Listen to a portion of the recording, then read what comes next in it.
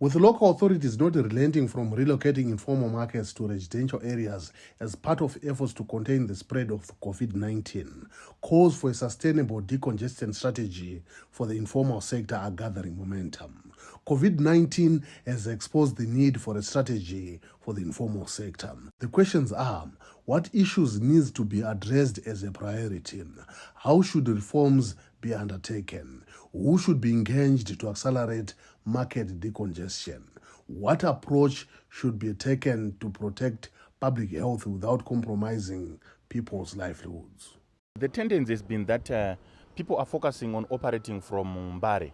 And if you look at how the farmers are operating, everyone is focusing on bringing their produce to Mbare Musika. And I think there is a problem with that. We should be seeking to decongest Mbare and ensure that we create operating spaces from other places, such as roads that are leading into the central business district. For example, farmers coming from Norton, they would deposit their produce at Merek area there. Those coming from the direction of Beatrice Mashingo Road, they use Mbudz roundabout. The same applies from those coming from the Dema area. They use area around Chikowanika and other places so that we decongest Mbare. We should do away with this idea of thinking that business can only be done from Mbare. So part of our strategy would be to ensure that we create other spaces outside Mbare. They know that with COVID-19, hygienic practices have to be top-notch when decongesting is taking place.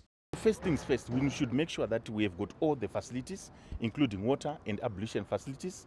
We should also have storage facilities that ensure that our produce is fresh and we don't expose people to health hazards. And most importantly, we should have workspaces with all the PPEs. Traders should have sanitizers, traders should have gloves, traders should have the face masks. I think it's everyone's responsibility to ensure that those are in place and people are working from clean domains. And most importantly, water, provision of water and other ablution facilities. It's key. Such a market is model.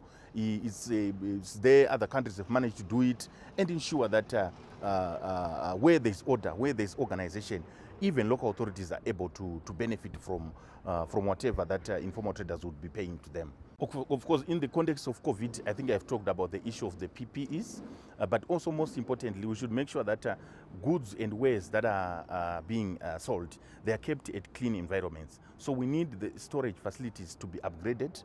There is need to ensure that there is continuous supply of water and that whenever traders are engaging with customers, there is a need for the hands to be washed. So let's ensure that the storage facilities are there. Let's ensure that we have got a supply of uninterrupted supply of water, so that we continue to exercise the guidelines, to live within the guidelines that were promulgated by the government to keep the further spread of the deadly disease.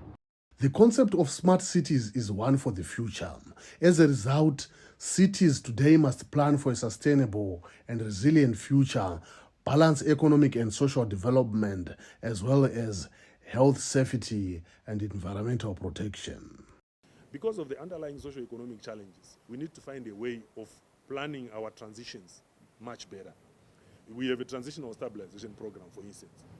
I hope cities like Harare, Bulawayo, and others needed to speak to how are they transitioning during this period up to December 31, which is the time frame for the transitioning, in terms of dealing with vendors, in terms of dealing with vending, so that we are able to then say, after 2020, we're able to then say, all right, our urban economies are going to be structured in an inclusive manner. We're going to plan better, we're going to implement processes and offer services so that the vending can, over time, graduate from street to designated spaces. The last thing I would want to say relates to the need for mutual respect between those that are doing informal economic activities or informal uses of land and those that are authorities. Authorities need to respect the right to pursue economic activity on the part of vendors, but also the vendors need to respect the authorities, which have a responsibility to plan and manage. Because If you are in an inappropriate place, even your economic benefits are less than if you are in an appropriate place. So the authorities have a responsibility to make people richer, actually, by placing them in the right places so that they're able to integrate into the urban economy. So this haphazardness ought to be for a period where people are then going to be moving from informal spaces to formal spaces. Because in informal spaces, following the rule of law and doing things right, we all benefit. So that's what I think, that mutual respect is very important. And then the other thing is also to make sure that our thinking and managing of that transition is inclusive. Because vendors are also citizens of the country.